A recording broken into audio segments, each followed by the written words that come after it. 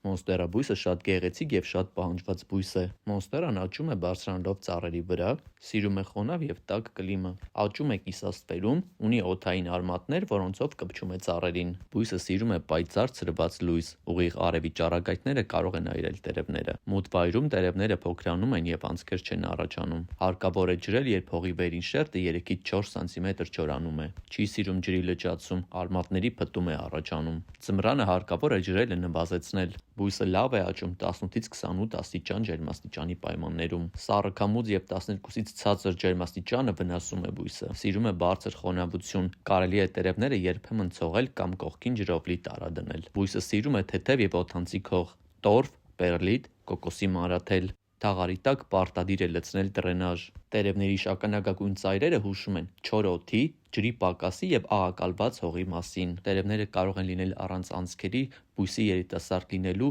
եւ լույսի պակասի պատճառով։ Բույսը դանդաղ է աճում, պատճառներն են փոքր ծաղկամանը, պարարտանյութի պակասը եւ արմատների խտացումը։ Բնության մեջ մոնստերան կարող է հասնել 10-ից 20 մետր բարձրության, իսկ տանը աճում է սովորաբար 1,5-ից 3 մետր։ Մոռանաք բաժնորդագրվել եւ լինել ակտիվ մեկնաբանություններում։